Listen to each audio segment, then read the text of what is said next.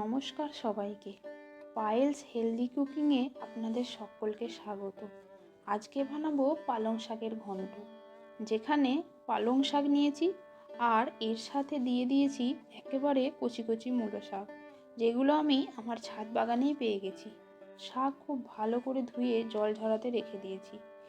নিয়েছি 3টে মাঝারি সাইজের আলু, যেটাকে আমি একটু লম্বা করে কেটে নিয়েছি।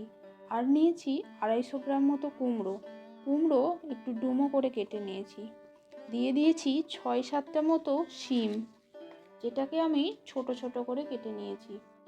আর দিয়েছি হাফ বেগুন একটু বড় বড় সাইজ করে কেটেছি। দিয়ে দিয়েছি মূলো একটু লম্বা লম্বা ফালি করে কেটে নিয়েছি। আর একটা পেঁয়াজ আমি পাতলা পাতলা করে কেটেছি। একটা গোটা রসুন নিয়েছি, সেটাকেও কুচি করে নিয়েছি। আর নিয়েছি একটা কাঁচা লঙ্কা আপনারা আপনাদের পছন্দ মতো বাড়িয়ে বা কমিয়ে নেবেন।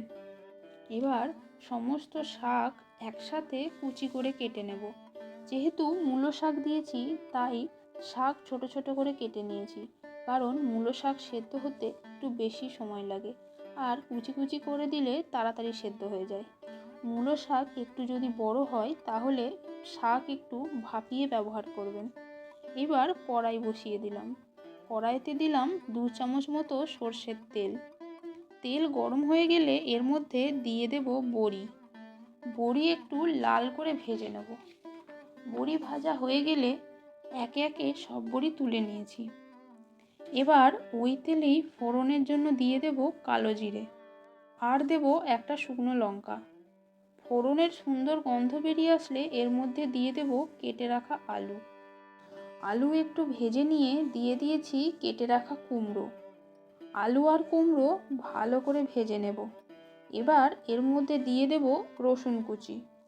রসুন আগে থেকে দিলে পুড়ে যায়, তাই রসুন একটু পরে দিয়ে দিয়েছি। রসুন একটু লাল হয়ে আসলে এর মধ্যে দিয়ে দেব কুচানো শিম একটু সব কিছুর সাথে ভালো করে মিশিয়ে নিয়েছি। শিম ভালো করে নেড়ে নিয়ে এর মধ্যে দিয়ে দেব ফালি করে কেটে রাখা মূলো। এবার দিয়ে দিয়েছি এর মধ্যে পাতলা করে কেটে রাখা পেঁয়াজ হালকা একটু ভেজে নেব। এবার দিয়ে দেব কেটে রাখা বেগুন। এবার সমস্ত সবজি ভালো করে মিশিয়ে নিয়ে ঢাকা দিয়ে রেখে দিলাম। কিছুক্ষণ পর একটু নাড়াচাড়া করে নিয়ে আবার ঢাকা দিয়ে দিলাম।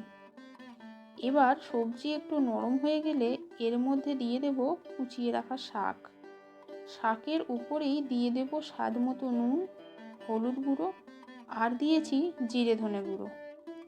দিয়ে দিয়েছি একটু গরম মশলার গুঁড়ো, যেটা আমি বাড়িতেই বানিয়ে নিয়েছি। এবার সব কিছু ভালো করে মিশিয়ে নিয়ে ঢাকা দিয়ে দিয়েছি। এইভাবে ঢাকা দিয়ে সবজি সেদ্ধ হতে দেব, আর মাঝে মাঝে একটু নাড়াচাড়া করে নিয়েছি, যাতে করে কড়াইয়ের নিচে লেগে না যায়।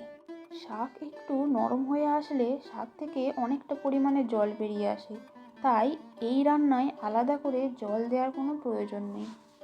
এই অবস্থায় এর মধ্যে দিয়ে দেব ভেজে রাখা বড়ি আমি একটু হাত দিয়ে ভেঙে দিয়ে দিয়েছি, যাতে করে বড়ির ভিতরে ভালো করে মশলা ঢুকে যায়। এর ফলে এই ঘন্ট খেতে আরও ভালো লাগে।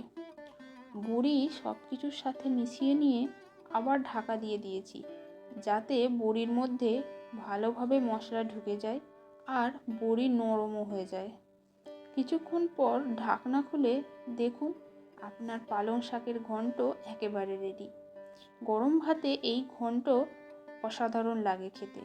আপনারাও চটপট বানিয়ে ফেলুন এই পালং শাকের ঘন্ট।